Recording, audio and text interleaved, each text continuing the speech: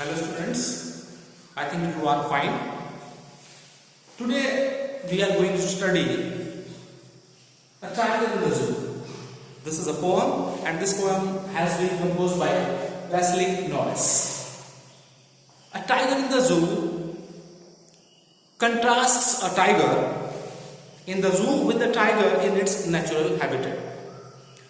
It means to say that we are going to learn about two types of tiger, one that is inside the cage and one that lives in his natural habitat. The poem moves from the zoo to the jungle and back again to the zoo. Now I am going to recite this poem. First then I will explain the stanzas one by one.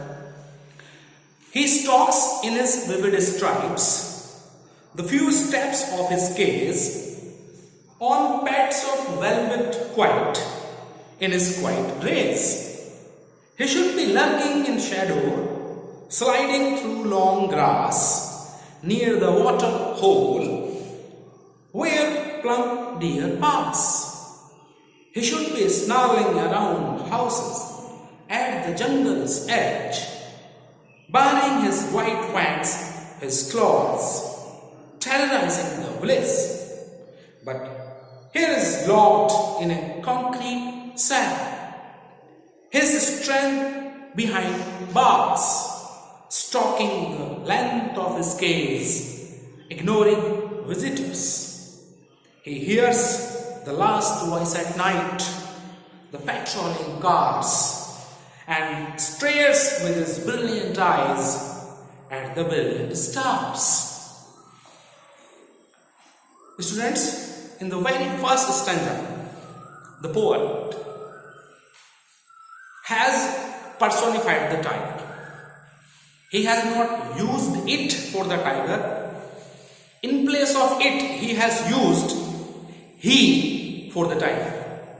He stalks in his vivid stripes, the few steps of his cage. Now in the first stanza we are going to read about such a tiger that is inside the cage or that is caged.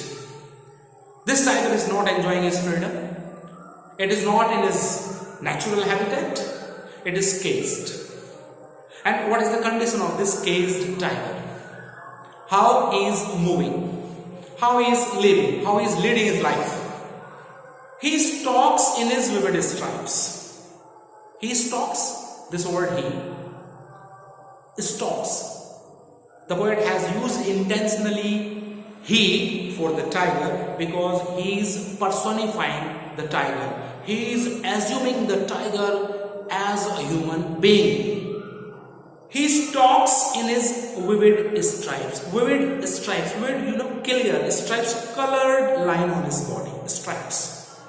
There are colored lines on the skin of the tiger and he is walking. The tiger is walking in his cage. The few steps of his cage. He is taking few steps because he doesn't have his freedom. He has limited area to walk inside the cage. On pads of velvet quiet. On pads of velvet quiet. Pads of velvet. Pads, the paws of the tiger has cushion. He is walking softly. The tiger is quiet. In his quiet raise. Raise, anger. The tiger is silent, but he is very angry. He is not at comfort. A tiger that is inside the cage, how can he be happy? That's why he is taking few steps in his cage and he is full of anger. But the tiger is not showing his anger. The anger is not quite visible. Now come to the second stanza. In first stanza, we have come to know about such the tiger that is inside the cage. Now the poet is saying that a tiger must be in his natural habitat. And if the tiger is in his natural habitat, how he will behave. Now we will come to know in the second stanza of the poem. He should be lurking in shadows, sliding through the long grass, near the water hole where plump deer pass. Now the poet is saying that in his natural habitat. And what is the natural habitat of a tiger? That is the jungle, that is the forest. If a tiger is in his natural habitat, that is forest, he will be lurking. Lurking, he will be hiding in shadow. He will be ambushing itself, sliding through long grass. He will be ambushing himself behind the long grass.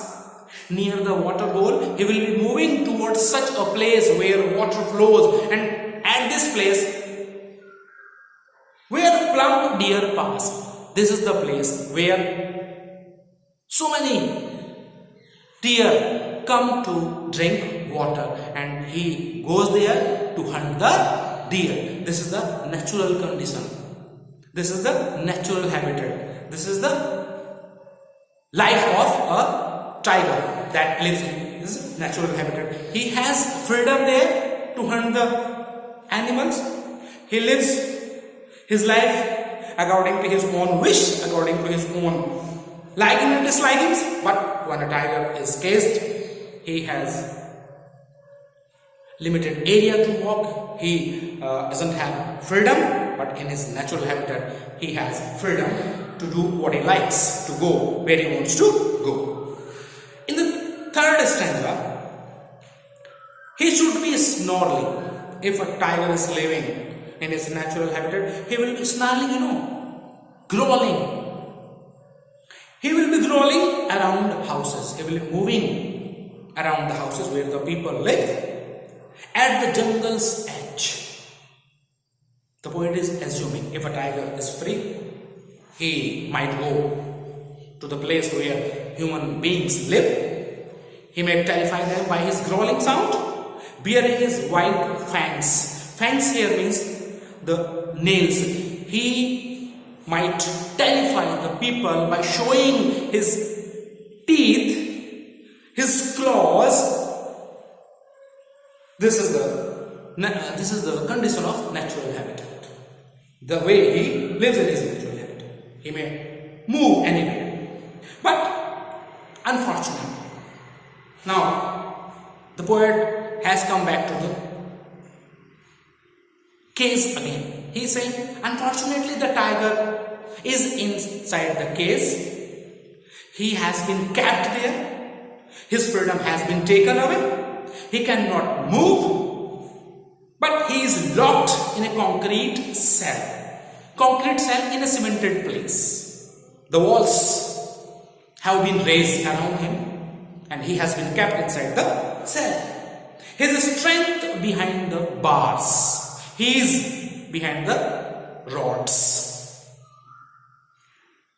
Stalking the length of his cage. Stalking the length of his cage, he is moving. Only that limited area in which he is living. Ignoring visitors. He doesn't pay any attention to the visitors who are coming to visit the zoo. He hears the last voice at night. Now, the poet is saying that it is night. And what does the tiger do? He hears the last voice at night, the patrolling cars.